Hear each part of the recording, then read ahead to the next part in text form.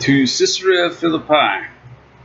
Yeshua and his disciples left and went on to the villages of Kishrin, Shel, Philippos. Marcos chapter 8, verse 27. The master knew that his presence in Bethsaida could not remain quiet for long. He decided to take his disciples north before the crowds started to arrive. He took them deeper into the tetrarchy of Philip. As they left Lake Galilee behind, they followed the path of the Jordan River northwards toward its source and the ancient holdings of the tribe of Dan. Ahead of them towered snow-capped Mountain Hermon. With each step they took, the high mountain and its rugged slopes drew ever nearer. At the foot of mighty Mount Hermon, a powerful spring poured out from a tall cave in a cliff wall. Josephus called it the Fountains of the Jordan. It looked like something magical or divine. It appeared as if the water came gushing from solid rock.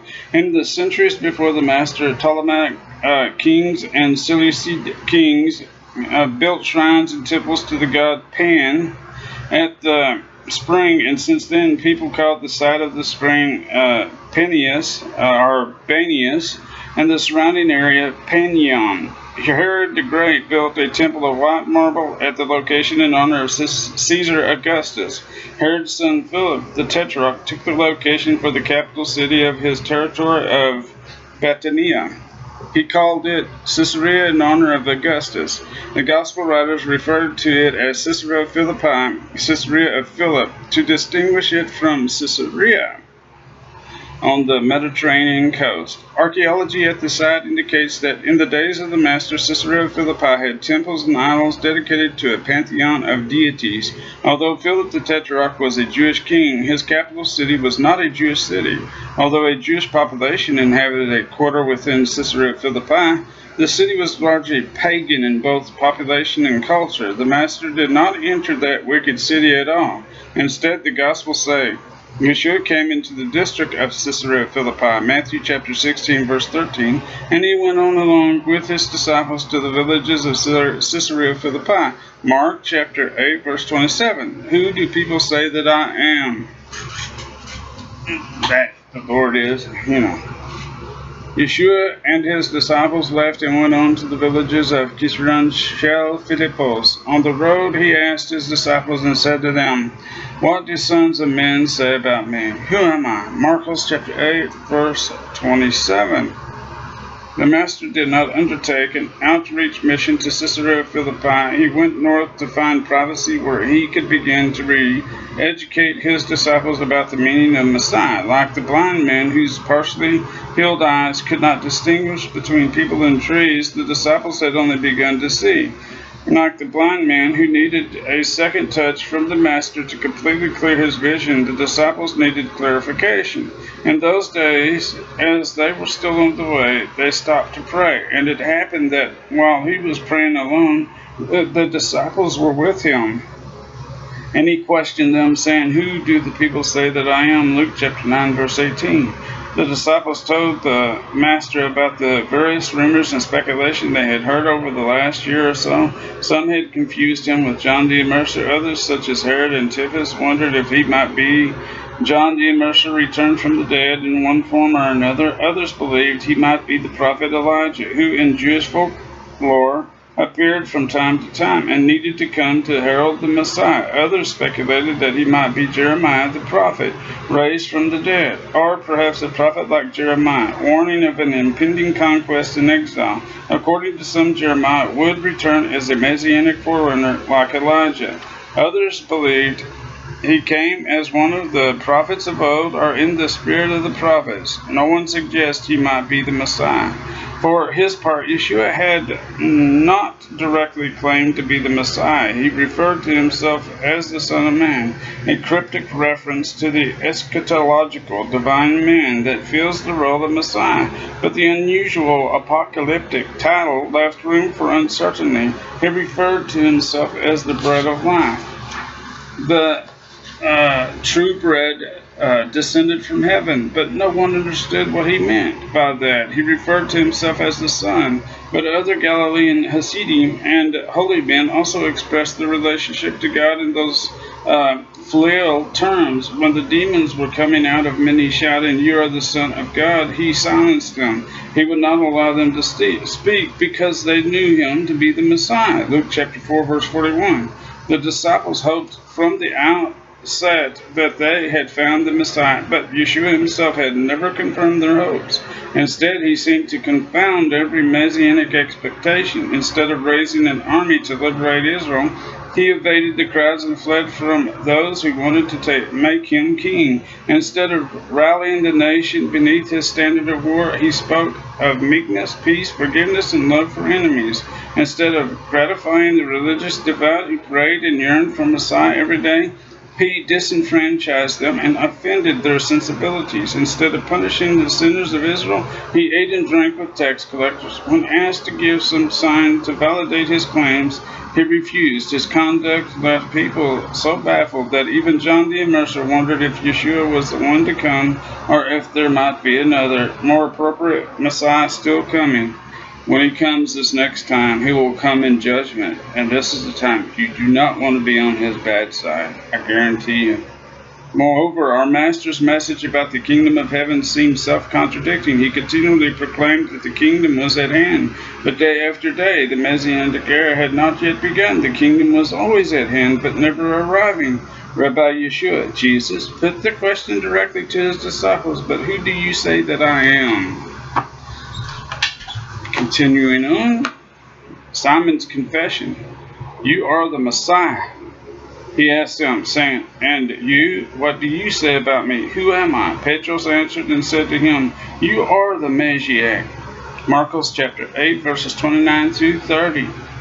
As the first among the 12, Simon Peter spoke for the group. He answered simply and directly on behalf of the 12, "You are the Messiah." Simon Peter's confession brings a watershed moment in the story of the Chronicles of the Messiah. The gospel narrative up until this point has worked toward that confession. Yeshua of Nazareth is the promised Messiah.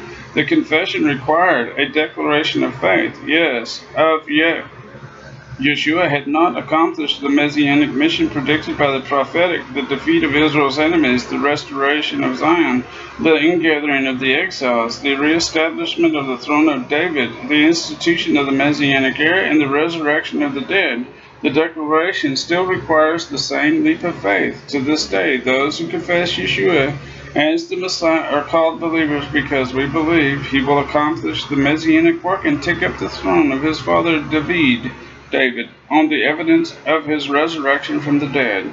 Simon Peter made the leap of faith and spoke the words. From that moment, the narrative turns toward Jerusalem and the Passion story.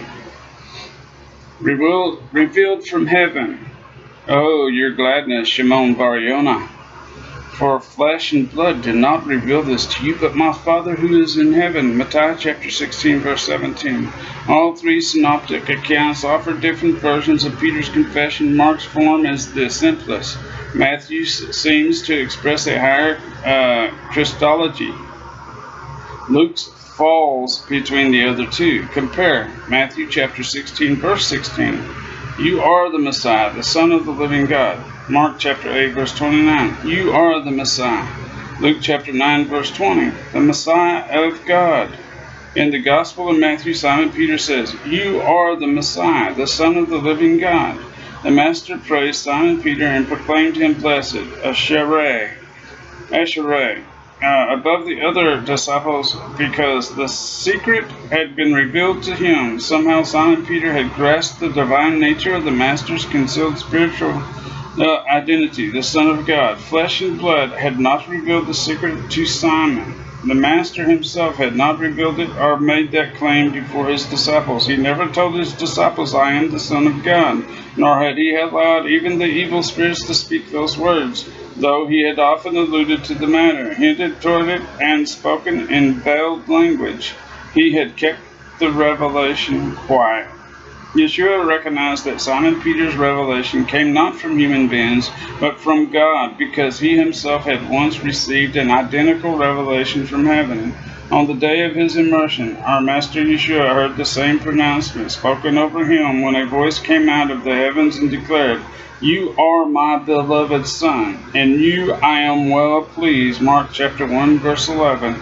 Simon Peter had not been there that day, nor had he or anyone else heard that voice speak from heaven, but the Father had revealed it to him nonetheless.